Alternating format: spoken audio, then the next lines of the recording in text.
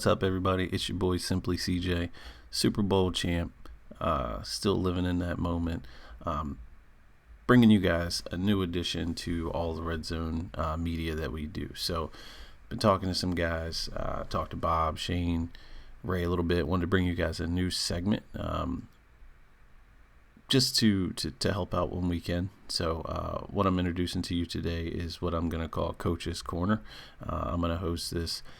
I'd like to do it weekly, but who knows, bi-weekly, a couple times a month, something like that, just to give you guys some tips, offense, defense, advanced techniques, things that we see that could be helpful for you guys in developing your own game, your own scheme, and plan. First and foremost, I wanted to start with defense. So anybody who watched any of my games in my Super Bowl run could see that I am not an offensive juggernaut by any means. I would say that defense wins championships, and I set out to prove that last season, coming away with the number one defense, specifically in the pass, and then top 5 in the run, as well as first in points scored, first in interceptions.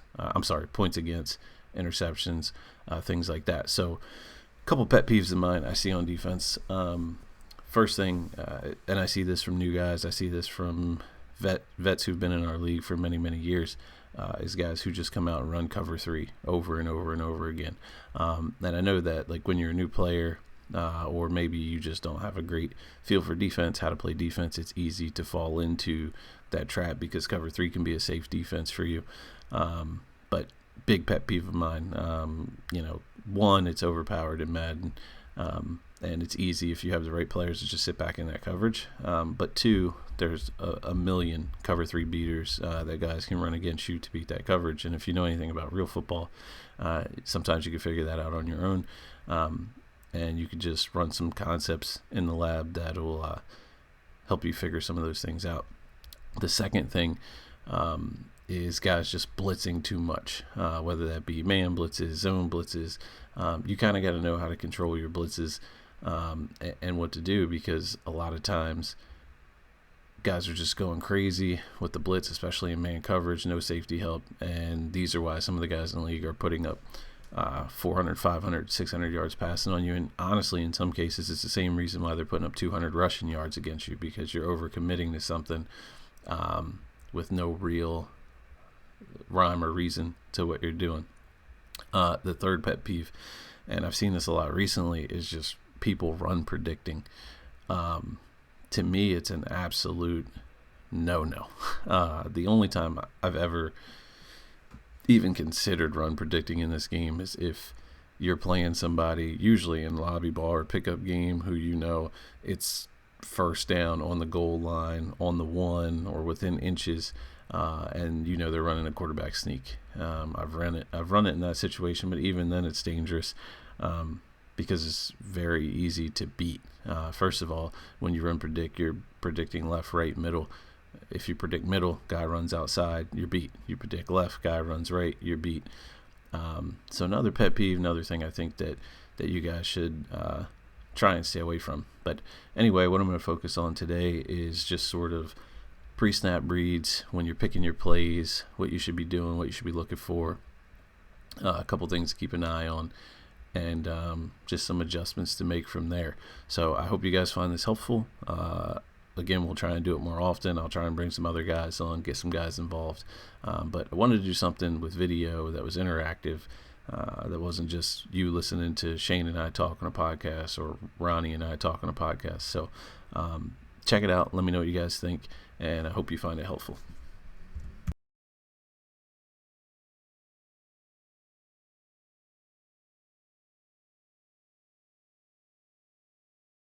All right, we're going to take a look at the first drive of the Super Bowl. I played against Mike here. He got the ball first. Not a spectacular drive, no crazy big plays or anything like that, but it's a good drive to sort of look at fundamentals, and I could talk about why and what and sort of what happened. So the first thing I'll talk about is play selection. I've seen some games in the past when I'm watching some of you guys' streams where you're picking your plays before your opponent even picks their personnel. That's going to make it difficult for you to match up from the beginning. If a guy's coming out in shotgun and you're you're in base and you're preparing for them to run, you're at a disadvantage. If guys are coming out in a heavy formation with extra blockers and you're in a dime, you're going to be at a disadvantage. So first things first is you want to make sure you wait for your opponent to pick their play before you pick your defense. So even though I'm in 3-4 here, I didn't actually pick my play yet. I'm waiting.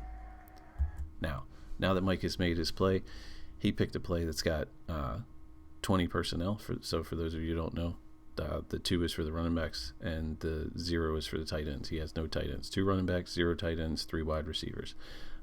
If I had to guess, most people are passing out of this formation. The reason I come to that conclusion, he has no tight ends blocking. He's got 3 wide receivers, and he's in shotgun. Now, he could have his second running back could be a fullback or a utility guy who sort of specializes in blocking. So you never really know. You have to keep that into consideration. Knowing that this is Mike, and he likes to run the ball, and he likes to run out of shotgun, I'm going to stay in the 3-4, anticipating that he still might run the ball, but I'm going to play it safe with the zone coverage in case he does throw, just to be sure.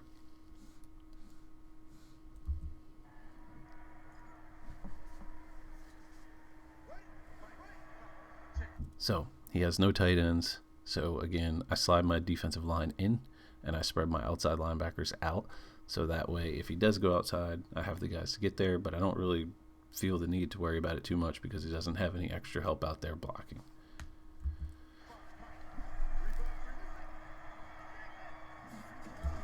Okay, if you watch my first couple steps here, I followed his running back with my middle linebacker, and then I'm going to immediately take away 80 on the middle just in case. But the reason I'm running backwards is because I'm trying to stay between 80 and his wide receiver just in case his wide receiver comes across the formation as well. Checks down to Johnson. Perret's in good coverage. Loss of a yard. So simple play. Good defense. Good stop there. All right. Big third down here. 3rd and 5. First drive. So last play he had to run about 6 yards. I'm not going to show it. Just nothing good, bad really to highlight. Just a solid run. So we want to get the stop here. We look at his personnel. He's got 1 running back, 1 tight end, 3 wide receivers. So he's in 11 personnel. And he's in gun doubles. So again, this is a situation where you have to assume that he is likely going to pass. But I do have to take into account, again, his run game. So I'm going to play it safe. I'm going to stay in a 3-4. Just because, again, I know my opponent. I know his tendencies. And unfortunately, Madden's in a place where if you're not in run-stopping defense, if you're in a nickel, you're in a dime, it's going to be very difficult to stop the run no matter what you do. So here I'm going to gamble, knowing that I got a really good secondary, really good corners, really good linebackers with speed that, I can cover most teams in a 3-4 anyway. But I'm going to play it safe here and match his personnel best I can. But another opponent, you might line up in a nickel in this formation. So again, I spread my linebackers out so I can get them outside. One common formation you see when guys are running out of shotgun, the halfback to the side, he's going to come across the face of the quarterback, take the handoff, and usually sweep it to the opposite side. So most times, I don't think I do here, but a lot of times if I'm playing an opponent and they do that, I will shift my defensive line to that left side, anticipating that's where he's going, and then kind of tighten my linebackers up in the middle in case he counters the opposite way.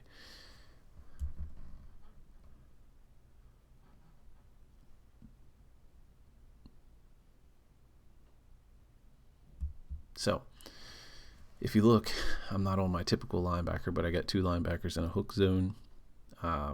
He throws a good ball. I mean, he splits the 2 linebackers in coverage. I'm on sort of my slower of the 2 linebackers, the run defender, but I immediately recognize where he's going and I abandon the flat and the outside route.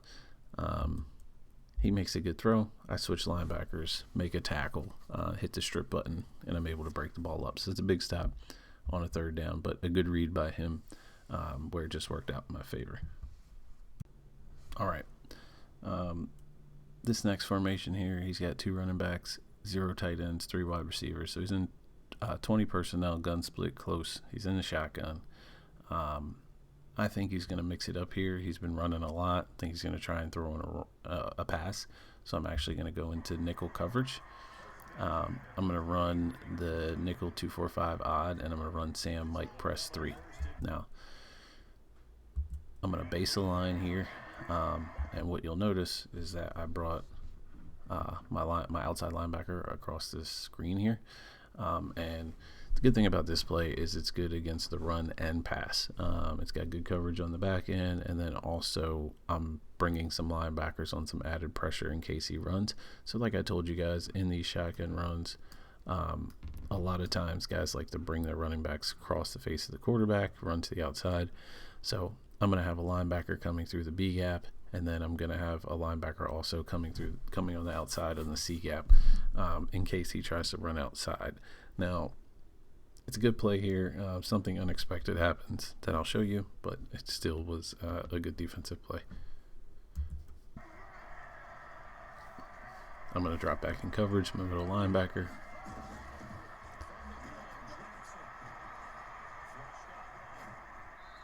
Okay, so a few things happened there. Let me go back a second and see if I can show you guys. So the first thing you'll notice is with my middle linebacker, I'm going to immediately kind of play his guy that I see dragging across. So I'm going to slow him down just a little bit to cover him for a second, make him think that I'm covering him, even though I already know I'm going to bail off. Then I'm going to bail back to the other guy I see coming across the formation. Now he's covered. You look deep, double coverage here, double coverage pretty much here. Not really, because this guy's going to take over this receiver that's still dragging. But everybody downfield is covered. One thing I didn't expect him to do was just bootleg to the sideline to try and get that throw open. A little frowned upon thing in Redzone League, but guys do it every now and again. I tend to shift around the pocket. As long as it's not like excessive, I'm not tripping on it. But I didn't expect him to do that. People like Ray, who I expect to do it, or Shane, maybe Nate, someone with a mobile quarterback, I'll usually contain on a passing down, because if he goes to bootleg out there and there's containment, he'll get sacked. So anyway, everything's covered. I immediately see that this receiver going to the outside is where he wants to go. I take that away with my user, and he has to throw the ball away. Good stop. So here he's got a 2nd and 10. He's coming off of a throwaway ball he had to throw away. He's punted on his first 2 offensive drives. So he's in gun doubles, 11 personnel, 1 running back, 1 tight end, 3 receivers. He's going 3 wide. I'm going to assume that he's passing. 2nd and 10. He's got to get some momentum going. So I'm actually going to go into the nickel. And I'm going to go 2-4-5. And I'm going to go with a cover 2 contain. Now, the reason I'm going with cover 2 containment here is I think he's passing. I think he's pressing to pass. And on the last play we had, he bootlegged to the right. So now I want to contain him just to make sure he can't keep running to the outside to try and free up a thrower. I don't play a lot of cover 2, but I do like to throw it in every now and again just to switch things up and give guys different looks. But I also noticed in the game that he was having a tendency to throw underneath. So he's throwing a lot of drags and underneath routes. So I went to the cover 2. I'm going to spread my D-line and my linebackers out. Okay. I'm immediately using the middle of the field. I see these guys coming on slants across the field, so that's where I want to be. I just want to be in the mix in the middle of the field. My linebackers are fast enough. I can jump to the right one. I just got to wait for him to throw it. So you see, I took away the middle guys, and then he had the delayed guy slanting or posting across from the right side. I want to take him away because I think that's where he's going. That's just how I seen the play playing out. But I also know that because I'm in a cover 2, I have guys in coverage on both sides in case he does throw it late. So because I bailed, he's got open receivers here. But I just could tell by his momentum, him kind of drifting to the left where he was going. And I left these guys to get back across the other side. But now what happens?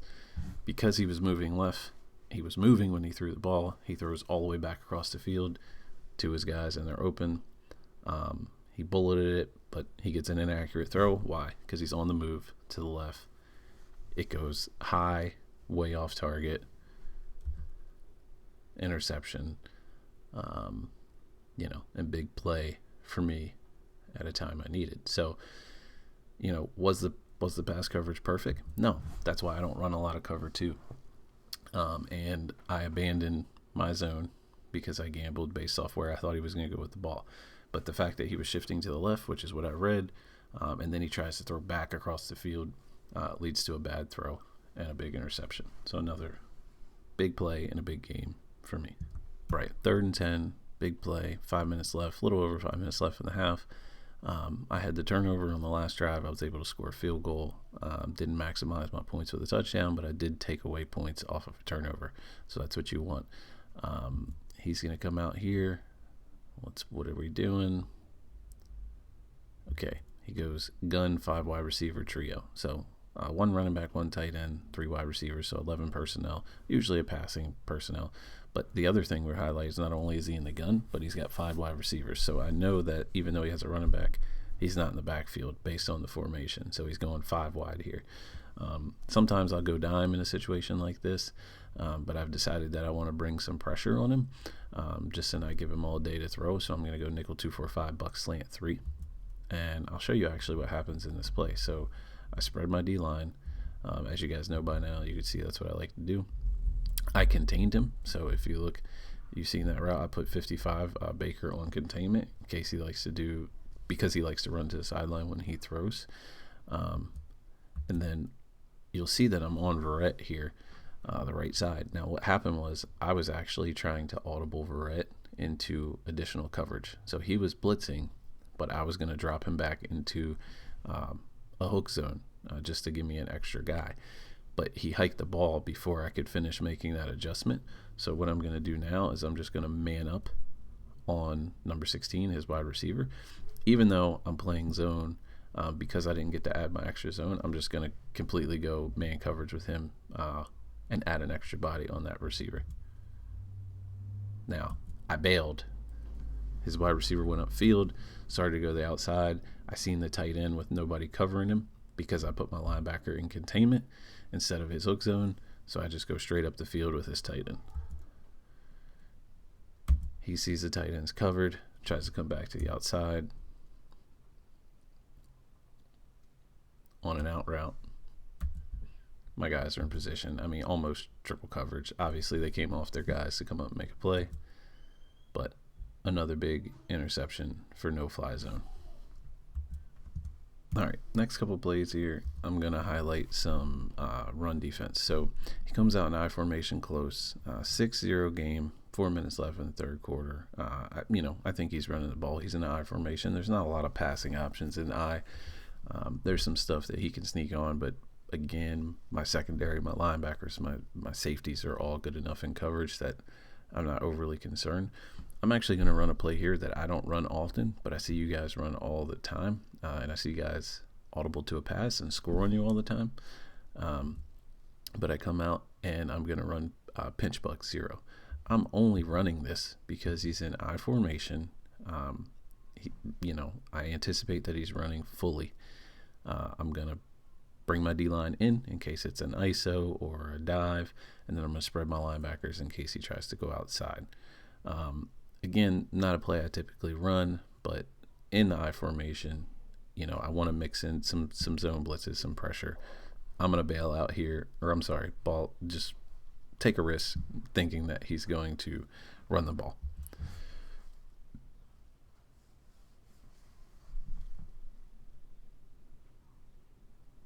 So I wait.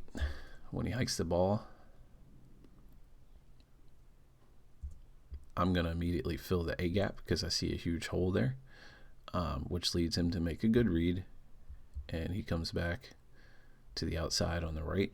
However, my corner and my strong safety have come upfield in that blitz, made a good tackle. Could have been a huge play for him if we had a missed tackle there. So if he had a highlight stick or something, was able to get to the outside, make a move there, could have been a big touchdown for him. That's why I say it's a risk reward. I'm going to go ahead and continue on to the next play here. and keep this one going because it's another good stop. So he stays in I formation close. Again, 2 running backs, 1 tight end, 2 receivers. This time I'm going to play some pass coverage just to be safe. So I'm going to go to a cover 3 match. He motions his tight end. So what do? I shift my defensive line to match that motion, because when he brings his guy over, I'm assuming, not always to be true, but usually that means he's running to that side. So I'm going to shift my defensive line. I came up towards his tackle just to read it in case he came on the counter on the back end. He did pick me up on the block. Got an untouched linebacker coming in because his tackle came to the second level to take my linebacker on, my other linebacker, who may have been playing in this formation. I'm not sure. But he came through untouched for a tackle, no gain. So I want to highlight something here in these next 2 plays that could have been a mistake for me. So I'm up 19-0, fourth quarter, minute left, pretty much my game. The Super Bowl is over. But I'm still expecting him to pass. But he comes out in power I strong formation. So 31 personnel. He's got 3 running backs, 1 tight end, 1 receiver. So he's obviously running the ball. So I'm going to go ahead and come out in 3-4 to my surprise, but just anticipate that, hey, he's just accepted that, the game is over, and I'm going to play some run defense. Come out, make my normal shifts, get my guys in position where I want them to be based on his formation. Okay, he's got to run, tries to cut it to the outside. What's that, a 1-yard gain? All right, so good play. Now, here's my mistake. If you look, I stay in 3-4 even though he's in shotgun 3 wide receiver formation, because he ran it on first down, I'm just anticipating, okay, he's just running the clock. He's trying to get the game over with. He's not. So he's going to come out. He's going to make some adjustments. I try and hurry up and move guys around because now I realize he's passing. He's able to get a nice little pass off on me because I didn't make adjustments because I was in a bad defense. So this is why I tell you guys it's important to make sure you're matching your defense with these guys and make sure you're doing the right things. A couple more plays, we'll wrap this thing up. Fourth quarter, 17 seconds left in the Super Bowl. He's got 1 timeout. He just converted a 4th and 4. He's passed a few balls on me. So again, he went from running to now he's passing. I'm going to go to dollar. I'm just going to go to dollar formation. I'm going to run a blitz. I'm not running that cover 4 drop contain you see. That's not my cup of tea. I'm going to run the overload 3 seam blitz because I want to bring some pressure if he's passing at the end of the game. It doesn't matter. Nothing's make or break at this point, but I do want to bring some heat, at least get JJ in the backfield and make sure he doesn't have all day to throw a Hail Mary or something like that. So I know he's passing. I'm coming out in dollar. I picked my play before him. You can see my DB right there is blitzing. JJ's blitzing. So we got Barrett blitzing. JJ's not blitzing, but JJ's pressuring from the outside. And then my middle linebacker is blitzing. I'm going to make one adjustment to that. And I'm going to put my blitzing DB in man coverage here to cover his slot receiver. I'm going to leave my linebacker blitzing, user my middle. JJ gets through for the big play. And if you look here, let me go back. He's got his running back on routes. So he doesn't pick up the extra blocker. He does come across and chip JJ for a second. I don't know if that was intentional or he was just running his route, but just moves to the side. JJ absolutely destroyed his tackle. Gets through for the sack. He calls timeout, so we're going to come back, look at another play. So again, I know he's passing. I'm staying in dollar. It's the end of the game. I know he's got to score. I do want to switch up my play, so I go to a cover 3, show 2 cloud. JJ's heating up now. He's got 3 sacks. I'm dropping back in coverage with Baker. I moved all my guys back. You can see, so I backed off my secondary. What happens? He probably, let's go look here.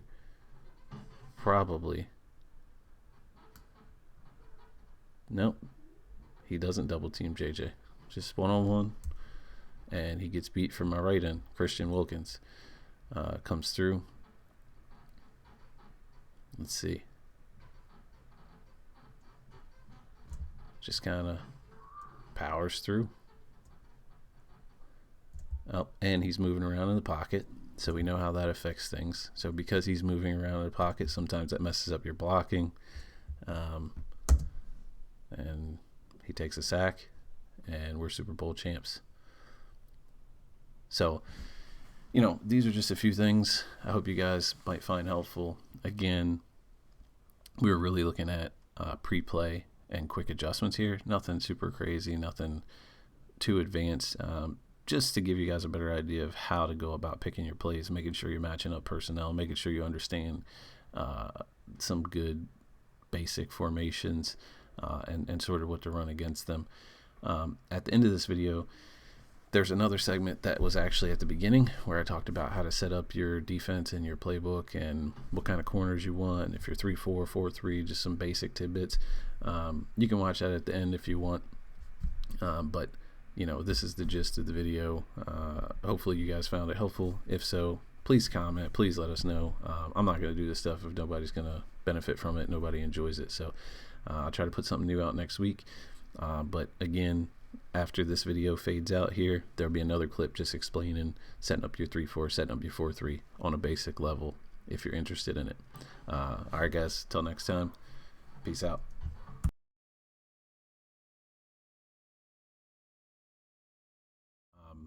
We're going to start with the basics here. Couple things to note before we even really get into adjustments and what to do is making sure that you have the right playbook for your team, whether it's a 3-4 team, a 4-3 team. You want to make sure that the playbook that you're running fits your personnel. You don't want to run a 3-4 if you have a bunch of 4-3 ends who are undersized and don't have the strength to stick up in the run game. Maybe those guys can play in that formation, but you're going to want to play them at linebacker. If you're running a 4-3, you want two good D tackles. You want to make sure you got two big guys that can play in the middle there. Now, obviously, it's all versatile and you can move it around and flip it up, but you need to understand your personnel and where you're putting guys and that you're putting them in the right position. So to start with me, I like to run a multiple defense. My playbook is based off the Jets playbook, and I've added a lot of other formations in it by building a custom playbook that I thought fit my style the best. As I touched on a second ago, if you're running a 3-4, you want bigger defensive linemen, you want strong defensive linemen. Personally, I want my DNs to be power guys more so than speed guys, and then you want your outside linebacker to be speed rusher type players with good quickness, finesse, block shedding that can get pressure. You can get away with having an undersized defensive end. You just need to make sure that they're tough against the run, and it really balances out what you play. The other thing is if you're gonna run a 3-4, you want two good middle linebackers. If you only got one linebacker that can really play in the middle, it's going to be difficult to play in a 3-4. So that's something to keep in mind as well. If you're running a 4-3, you can get away with just having one middle linebacker, two other guys, one that plays coverage, one that helps in the run. But really, if you're going to be running a 3-4, you should have some bigger defensive ends. You really need to have a solid tackle to play that nose position and anchor the middle. And then you want your outside guys to be rushers. Whereas though, if you're in a 4-3, your defensive ends are going to be generating most of your pass rush. And when you move into a nickel, you move into a dime, you can have those guys set up in the right positions to make those plays. Another thing you need to look at when you're setting up your defense and how you're going to play is what matches your personnel. So if you have a team full of man corners, you don't want to run zone all game if your guys have low zone coverage. If you're going to be running zone all game, you want to make sure that your personnel fits again. So you want to make sure that your cornerbacks they have good zone coverage, they have decent awareness, play rec, things like that. Those are things that guys don't look at. A lot of guys just look at overall.